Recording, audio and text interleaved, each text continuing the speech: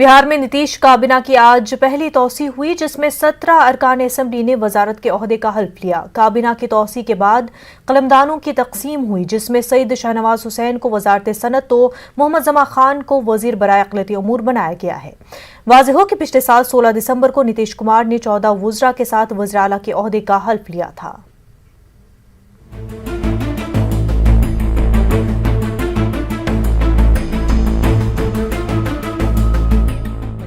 जिस दिन का 84 दिनों से इंतजार हो रहा था वो आज का ही था।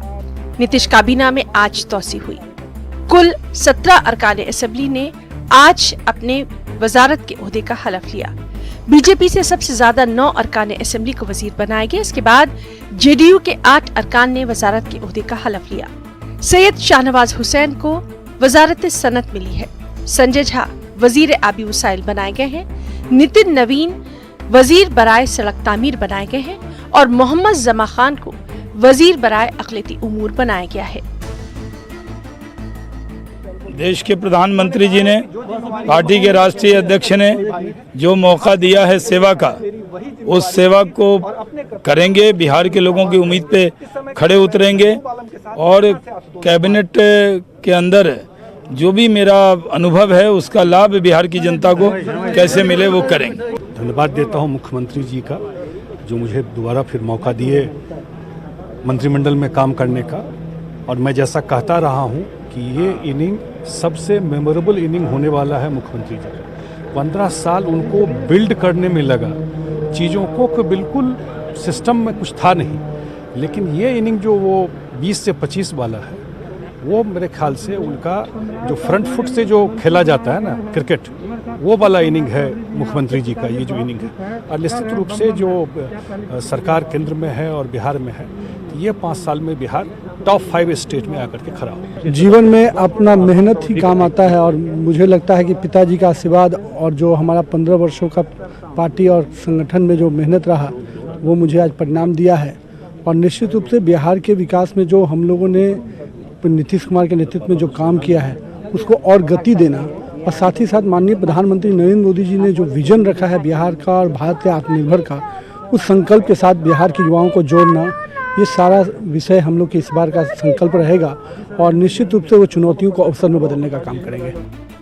नीतीश काबीना में 17 चेहरों को शामिल करने के बाद नीतीश काबीना में वुज़रा की तादाद बढ़कर 31 हो गई है। काबीना में तौसी के बाद बीजेपी कोटे से वुज़रा की तादाद 16 हो गई है। पहले ये तादाद 7 थी। जेडीयू में पहले सीएम समेत 5 वुज़रा थे, लेकिन अब ये तादाद 13 हो गई है। वहीं वीआईपी और जितिन राम मांझी की पार्टी से एक वजीर हैं। बिहार में 36 वुज़रा हो सकते हैं और ऐसे में 5 वुज़रा के ओहदे अभी भी खाली हैं। Bureau report, news 18 Urdu. Urdu के दर्स कुतुब की तैयारी के लिए भोपाल में 5 रोज़ा वर्कशॉप का इनेकाद किया गया है। मध्य प्रदेश के उर्दू स्कूलों के लिए पहली जमात से लेकर 12वीं जमात तक की उर्दू की दर्सी किताबों को तैयार करने की जिम्मेदारी मध्य प्रदेश राज्य शिक्षा केंद्र ने मौलाना आजाद नेशनल उर्दू यूनिवर्सिटी के भोपाल रीजनल सेंटर के सुपुर्द की है। 5 रोज़ा वर्कशॉप में मुल्क के माहिरीन तालीम ने शिरकत की है। पहली जमात से लेकर 12वीं जमात तक तैयार की जाने वाली उर्दू की दर्सी कुतुब में क्या खास रहेगा, इसको लेकर हमारे नुमाइंदे मेहताब आलम ने इदारे के मुंतजमीन और माहिरीन तालीम से खास बातचीत की। देखिए, ये वर्कशॉप जो है कई फेज़ों में सब्जेक्ट के हिसाब से, मजमून के हिसाब से बुलाया जा रहा है। कभी 5 रोज़ के, कभी 6 रोज़ के। और इसमें हमारे यहाँ जो माहिरीन हैं वो तमाम बड़े इदारों से हैं, हत्ता कि एनसीईआरटी से भी आए हुए हैं, अलीगढ़ मुस्लिम यूनिवर्सिटी से आए हैं, हैदराबाद से आए हैं। और हमारे यहाँ पे जो कॉलेज ऑफ टीचर एजुकेशन है, उससे भी हमारे जो टीचर एडुकेटर्स हैं या जो एसोसिएट प्रोफेसर्स एंड प्रोफेसर्स हैं, इन तमाम के अलावा मध्य प्रदेश उर्दू मीडियम के जो स्कूल्स हैं, उनके जो टीचर्स हैं, उनको शामिल करके हम लैंग्वेज एक्सपर्ट्स। राम मंदिर को लेकर मुतनाज़ा बयान देने के मामले पर ऑल बंगाल इमाम एसोसिएशन के चेयरमैन मौलाना यहिया को जमानत मिल गई है। कोलकाता के बंशाल कोर्ट में आज इस मामले पर हुई समाअत के बाद कोर्ट ने मौलाना यहिया को जमानत दे दी। मौलाना के वकील ने इस मामले में मौलाना को हरासा करने का इल्जाम लगाया है। वाज़ेह है कि बंगाल बीजेपी के सदर और एमपी दिलीप घोष ने मौलाना यहिया पर राम मंदिर के ताल्लुक से दिए गए बयान के खिलाफ कोर्ट में अर्जी दाखिल की थी। একজনকে হ্যারাসমেন্ট করার জন্য তাকে এই মামলাটা একটা মিথ্যে মামলা একটা ঘাড়ে চাপিয়ে দেওয়া হয়। তা হাকিম এটা দেখেছেন, লাইনের জাজ দেখেছেন যে না এখানে কারোর নাম নেই, দিলীপ ঘোষের নামও নেই, আর কারোর উপরে কোনো ব্যক্তিগত আক্রমণ করেও মানে। राज्यसभा में जम्मू कश्मीर की नुमाइंदगी करने वाले चारों अरकान पार्लियामेंट इसी महीने अपनी मुद्दत पूरी कर रहे हैं। इसके साथ राज्यसभा में जम्मू कश्मीर की नुमाइंदगी खत्म हो जाएगी। Congress leader Ghulam Nabi Azad, Nazir Ahmad Laway, PDP leader Fayaz Ahmad Mir, BJP leader Shamsher Singh Manhas Jammu Kashmir की नुमाइंदगी कर रहे थे, लेकिन 10 फरवरी को फयाज अहमद मीर और शमशेर सिंह मनहास की मुद्दतकार पूरी हो रही है, जबकि गुलाम नबी आज़ाद और नज़ीर अहमद लावे की मुद्दतकार 15 फरवरी को पूरी हो रही है। ऐसे में राज्यसभा में इन चारों अरकान पार्लियामेंट को विदाई दी गई। वज़ीर-ए-आज़म नरेंद्र मोदी ने भी इन अरकान को विदाई दी और उनकी तारीफ की। जम्मू कश्मीर की नुमाइंदगी करने वाले इन अरकान पार्लियामेंट ने न्यूज़ 18 से अपने तजुर्बात साझा किए। देखो, ये तो पक्का है कि जिस प्रकार से हम जम्मू कश्मीर में छोटे से प्रदेश में रहते थे, कभी ये हमें एक्सपीरियंस भी नहीं था कि इस प्रकार का हम पूरे देश को देख सकेंगे, देश का यानी कि जान सकेंगे। सबसे बड़ी बात तो ये थी कि पूरे देश को तो देखा हमने, देश के लोगों को देखा, देश के सांसद जो थे जितने वो सारे देखे, चाहे लोकसभा में हो चाहे राज्यसभा में हो। जो मूलतः यहाँ पे बात होती थी कि जब लोकसभा और राज्यसभा में लोगों को एक बात का यानी कि पता ही नहीं, हर कोई यानी कि एक ही चीज़ चाहता है, कश्मीर कश्मीर कश्मीर, जो बेसिकली केवल कश्मीर नहीं है। अगर उसका एरिया देखा जाए, टेरेन देखा जाए, तो आपने देखा होगा लद्दाख, जम्मू और कश्मीर, तीन इसके अलग से रीजन है, तीनों के अलग कल्चर है, और तीनों कल्चरों को मिलाएं तो फिर जाकर जम्मू कश्मीर बनता है। पार्लियामेंट में कैसे आप लोग, आपका कैसा अनुभव रहा पार्लियामेंट का? नहीं, पार्लियामेंट में तो बहुत अच्छा अनुभव रहा। मैं जो चीज़ें मैं आपके सामने रखी हैं, आपके सामने रखी हैं सारी, वो सारी चीज़ें मैंने वहाँ भी रखने का प्रयास किया। देखिए, 2015 में जब मैं आया था तो मुझे उतना एक्सपोजर नहीं था। जब तो मैं अब एमपी बन गया तो सारे देश का जो मैंने हालात देखे, स्ट्रीट से जाके और फॉरेन भी जाके, तो बड़ी एक्सपीरियंस हो गई। तो ये हमारे देश के लिए सबसे अजीम जो यहाँ फोरम है, उस फोरम में बात करने का मौका मिला। तो अच्छे लोगों से मौका मिला, अच्छे जो हमारे देश के अच्छे लोग हैं, बड़े बड़े लीडर हैं, उनसे मिलने का मौका, बात करने का मौका मिला। ये बहुत ही बढ़िया अच्छी पोजीशन पर होता है जो एक एमपी होता है, तो लिहाजा उसको बड़ा सम्मान के साथ रहना पड़ता है। सर, आज अलविदाई तकरीब भी की और वज़ीर-ए-आज़म ने खुद उसमें हिस्सा लिया और बात भी की, अपनी बात रखी, कैसा लगा? देखिए, जम्मू कश्मीर तो इस देश का ताज है जो माना जाता है। आज 27 साल के बाद हमारे आने वाले काल में कोई राज्यसभा का मेंबर नहीं होगा। ये बड़ी बदकिस्मती है क्योंकि हमारी सरकार नहीं है। तो प्राइम मिनिस्टर भी हमारा सम्मान करते हैं। मैंने जो देखा जब 6 साल में जो भी हमने कहीं विरोध किया, शायद 370 में 35 में, फिर उनके पास गए तो उन्होंने वो सोचा हम बात करेंगे, बात करने के लिए वो तैयार है। तो बड़े सम्मान के साथ, और जो भी लीडर है, अपोजिशन है या रूलिंग पार्टी में है, जो मेंबर्स हैं, जम्मू कश्मीर के हर एक नागरिक का वो सम्मान करते हैं। मैं अगर देखूं तो राज्यसभा में आने के बाद जहां जेटली साहब थे, मनमोहन सिंह जी या आज़ाद साहब थे, या बाकी जितने भी हमारे बड़े बड़े लीडर थे, कम से कम शायद कोई 8 जो चीफ मिनिस्टर हैं स्टेटों के, 39 यूनियन मिनिस्टर रहे हैं, वो भी मतलब बाकी पार्टियों के जो पहले मंत्री रह चुके थे तो या अभी जो मंत्री थे, तो बहुत अच्छा लगा, सीखने को बहुत कुछ मिला इस हाउस में हमें। ओपोजिशन की मुखालफत के दरमियान कर्नाटक कानून साज काउंसिल में गौकशी और एनिमल प्रोटेक्शन बिल को सौती वोट के जरिए मंजूर कर लिया गया। ताहम माहिरीन कानून का कहना है कि रियासत में गौकशी बिल तो मंजूर हो गया है, लेकिन ये आईन के मुताबिक नहीं है। बिल से लोगों के दस्तूरी हकूक मुतासिर हुए हैं। कर्नाटक मुस्लिम पॉलिटिकल फोरम के तर्जुमान सिराज अहमद जाफरी ने बताया कि 3 से 7 साल की सजा, 50 से 5 लाख रुपए तक का जुर्माना और शक की बुनियाद पर घरों की तलाशी लेने जैसे कवानीन को अदालत में चैलेंज किया जा सकता है। रियासत कर्नाटका में गौकशी के ताल्लुक से जो कानून आज पास किया गया है, ये कानून तो बन चुका है रियासत में, लेकिन अभी भी इसके अंदर कुछ फ्लॉज हैं, जैसा कि इस कानून को लेकर अरेस्ट करने का या फिर किसी के भी घर में मेयर सस्पिशन सिर्फ शक की बिना पे जो है उनके घर के अंदर घुसने का जो कानून है इसको हम कोर्ट ऑफ लॉ में चैलेंज कर सकते हैं। दूसरा, इसके अंदर जो सज़ा का जो मुआहदा कानून कहता है, जैसा कि 3 साल से 7 साल की सज़ा है, 5 साल की सज़ा है और 5 लाख रुपए का फाइन है, ये बहुत ज़्यादा। अगर कुछ कर गुजरने का जज्बा हो, सच्ची लगन हो तो इंसान मुश्किल से मुश्किल हालात को भी मात देकर अपनी मंजिल को पा लेता है। मुंब्रा की इंतहाई गरीब घराने से ताल्लुक रखने वाली और उर्दू मीडियम की तालिबा जीनत यूसुफ शेख ने भी नामुसाइद हालात को शिकस्त देकर सीए के पुराने निसाब में मुल्क भर में टॉप करके ये साबित कर दिया है कि अज़्म और किसी मंजिल को पाने की जस्तजू तो सब्र आजमा वक्त पीछे छूट जाते हैं और लोग अपने ख्वाबों को शर्मिंदा ताबीर करते हैं। पेश है ये खास रिपोर्ट।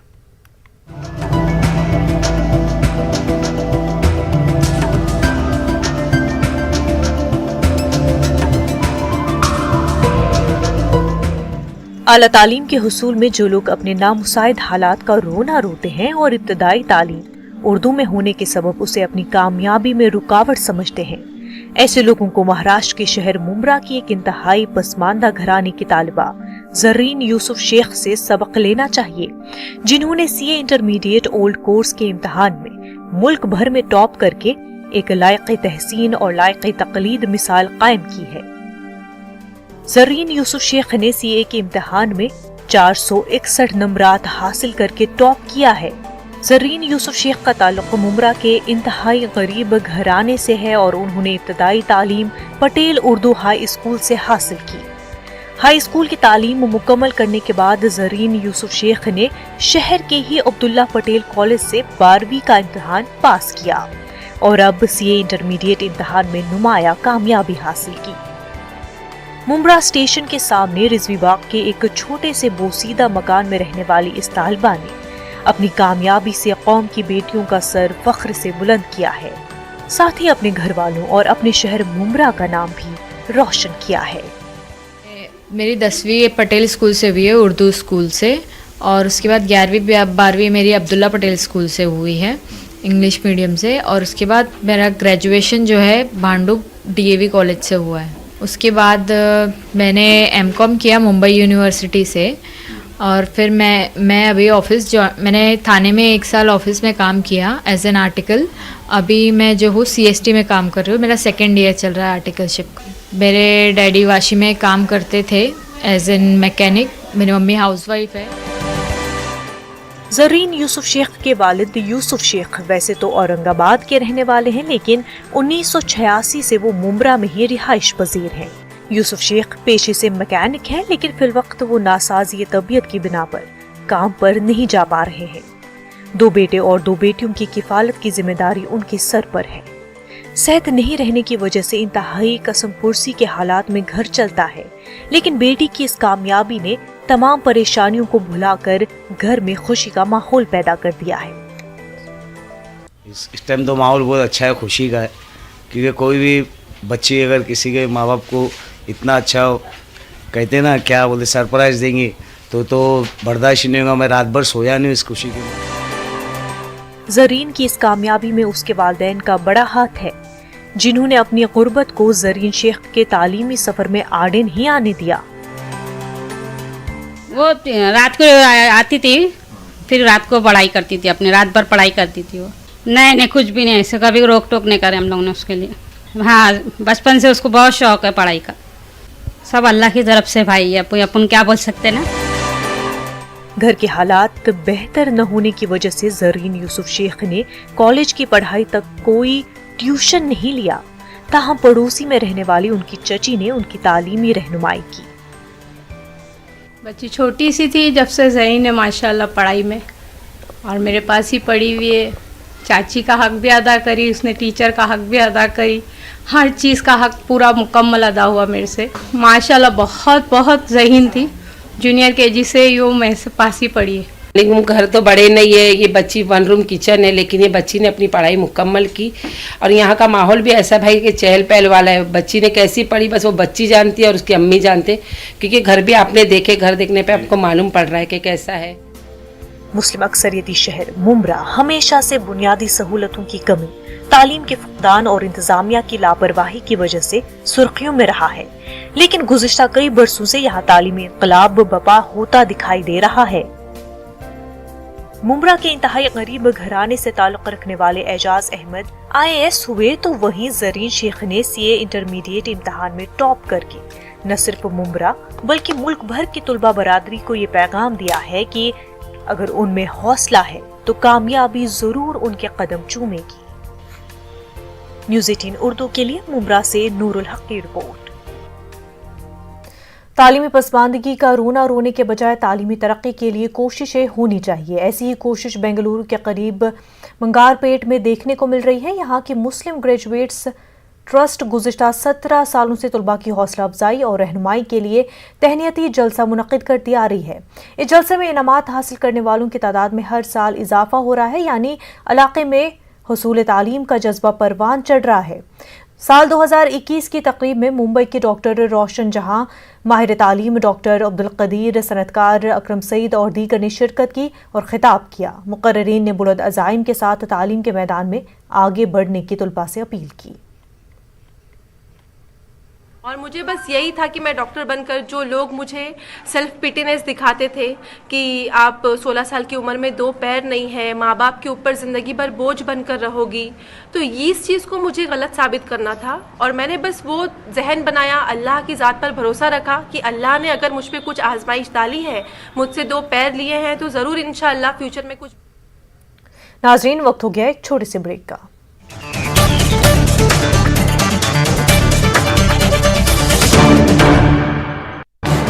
इस न्यूज हेडलाइंस के प्रायोजक पेट सफा आयुर्वेदिक जूस। पेट सफा, हर रोग दफा।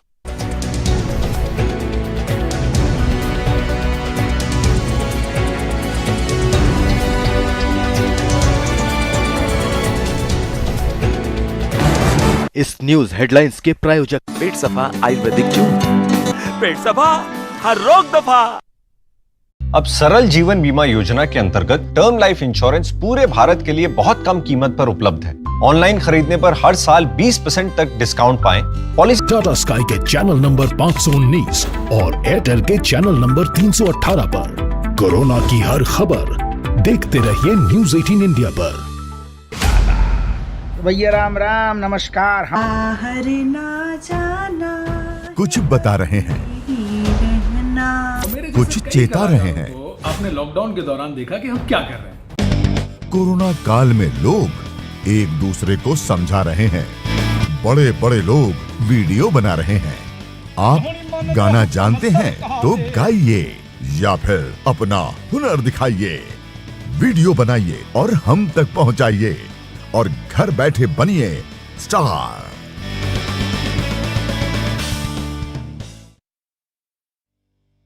न्यूज़ 18 इंडिया आपका पसंदीदा नेशनल न्यूज चैनल उपलब्ध है डिश टीवी के चैनल नंबर 663 और D2H के चैनल नंबर 306 पर। कोरोना की हर खबर देखते रहिए न्यूज़ 18 इंडिया पर। 5 बजे, 6 बजे, 7 बजे या 8 बजे अलार्म आपको हर सुबह सिर्फ नींद से उठाता है, पर जगाता है क्या? मुल्क की हर खबर पर रहेगी हमारी नजर, इसलिए हम लेकर आए हैं आज की ताजा खबर। सुबह के 9 बज चुके हैं। ताजा खबरों की शुरुआत करेंगे, लेकिन सबसे पहले नजर हेडलाइंस पर। तो अब सिर्फ उठिए नहीं, जागिए। मुल्क के हर कोने में फैला है जहरीली वबा का कहर, लेकिन हर वक्त हर पल मुस्तैदी से निभाते हैं हम अपनी जिम्मेदारी, ताकि मिले आपको हर शहर की हर खबर। देखिए खास बात इंडिया न्यूज़ 18 उर्दू पर।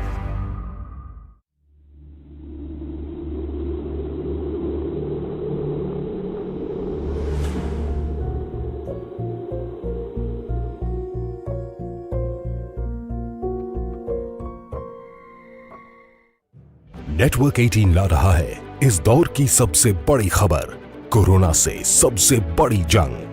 1200 रिपोर्टर, 20 चैनल और 15 भाषाएं। हम बाहर निकलते हैं ताकि आप घर पर रह सकें। ब्रेक के बाद आपका खैर मकदम है। हिंदुस्तान के वज़ीर-ए-आज़म नरेंद्र मोदी ने अमरीकी सदर जो बाइडेन से टेलीफोन पर बात की है। पीएम मोदी ने जो बाइडेन को सदर बनने की मुबारकबाद दी। इस दौरान दोनों लीडरों ने बाहमी रिश्तों को आगे बढ़ाने का अज़्म किया। नाज़रीन, इस पर बात करने के लिए हमारे साथ जुड़े हुए हैं लंदन से उर्दू और हिंदी के अमरीकी दफ्तर खारजा के तर्जुमान ज़ैड तारर। आइए उनसे बात करते हैं। ज़ैड तारर, आपका खैर मकदम है न्यूज़ 18 उर्दू में। अमरीकी सदर जो बाइडेन की वज़ीर-ए-आज़म नरेंद्र मोदी से बातचीत हुई। जाहिर है अमरीका में नई हुकूमत आई है, ऐसे में दोनों मुल्कों के दरमियान ताल्लुकात और ताउन किस हद तक होगा?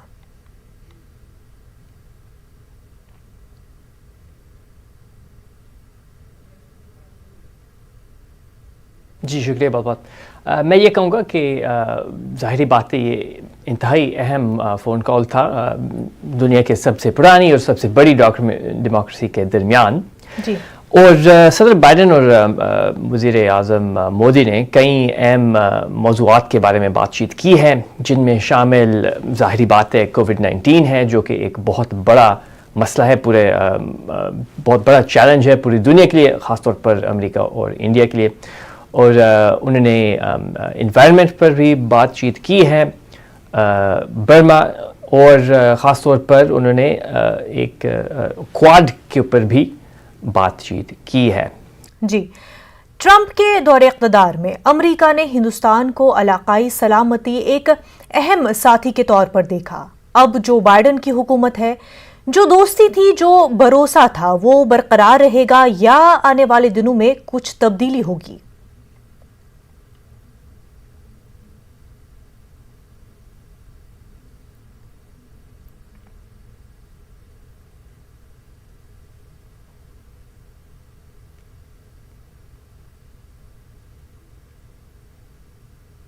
जी, मेरा ये ख्याल है कि अमेरिका और इंडिया के दरमियान दोस्ती मजबूत से मजबूत तर होती जाएगी, ख़ास तौर पर जब हम इलाके को देख रहे हैं और हम क्वाड के ज़रिए देख रहे हैं कि हमारे बहुत सारे अहम शोबों में हम मिलकर काम कर सकते हैं। मैंने एनवायरनमेंट के बारे में भी इज़हार किया। ये एक बहुत अहम सेक्टर है जहाँ पे हम मिलकर काम कर सकते हैं। और मैं ये कहना चाहूँगा कि अगर आप सिर्फ इसका एक मिसाल ले लें, सोलर एनर्जी के मिसाल हम ले लेते हैं। यहाँ अगर हम देखें तो इंडिया का बहुत अहम किरदार है इस सेक्टर में, क्योंकि बग़ैर सोलर एनर्जी के हम अपने टारगेट्स को नहीं बना सकते, जहाँ तक CO2 इमिशंस के बारे में हम बात कर रहे हैं। ज़ैड तारर, अमेरिका की तरफ से दुनिया को ये पैगाम दिया जा रहा है कि अमेरिका इंसानी हुकूक, जमहूरी इदारे और दीगर चीज़ों में शफाफियत को अपनी खारजा पॉलिसी का एक हिस्से के तौर पर देख रही है। आपको क्या लगता है, हिंदुस्तान के साथ इस तरह के मामलात क्या असरात मुरतब हो सकते हैं?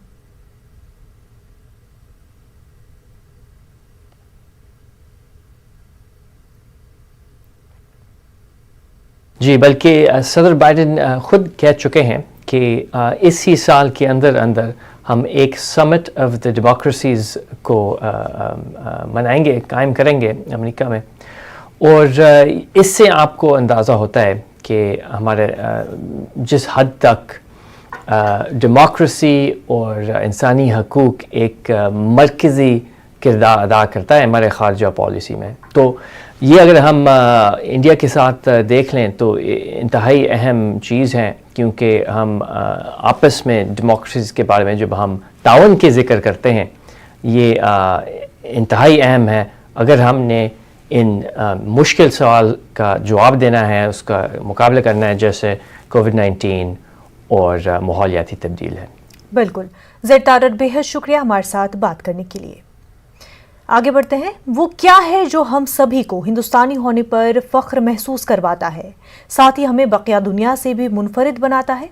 दरअसल वो है हमारी आत्मनिर्भर होने की सलाहियत और हमारे अंदर इज्जत नफ्स के जज्बे का होना। नेटवर्क 18 की पहल और आईटीसी के जरिए पेश करदा स्वाभिमान भारत एक ऐसी ही पहल है जो आपको मुल्क भर से ऐसे हिंदुस्तानियों की कहानियां दिखाएगा जो सरकार की मदद के बगैर मसाइल हल कर रहे हैं। इख्तिराई सलाहियतों और हुसूलियाबियों की ऐसी कहानियां जो बताती है कि हमें कौम की शक्ल में कितने मजबूत है। ये आईआईटी की ग्रेजुएट्स के जरिए शुरू किए गए एक स्टार्टअप की कहानी है जो मसनूई इंटेलिजेंस का इस्तेमाल करके नेक्स्ट जनरेशन टेक्नोलॉजी बना रहे हैं ताकि कॉल सेंटर्स को ऑटोमेट किया जा सके।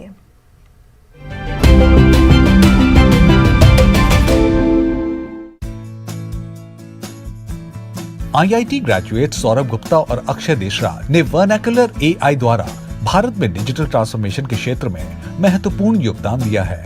वर्नाकुलर एआई आर्टिफिशियल इंटेलिजेंस का उपयोग करके वॉइस ऑटोमेशन प्लेटफॉर्म बनाने का काम करता है।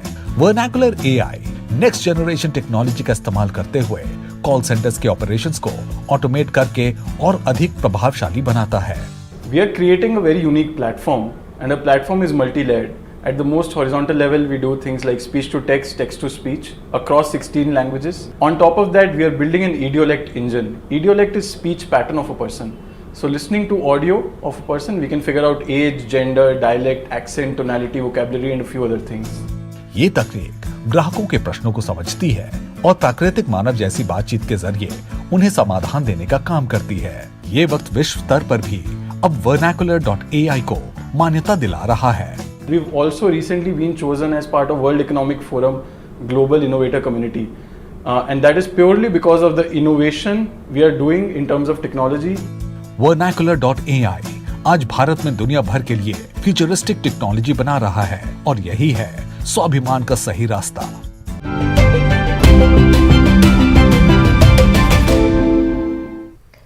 हिंदुस्तान से ऐसी ही कामयाबी और कहानियां देखने के लिए बने रहिए नेटवर्क 18 की खास पहल आईटीसी प्रेजेंट स्वाभिमान भारत के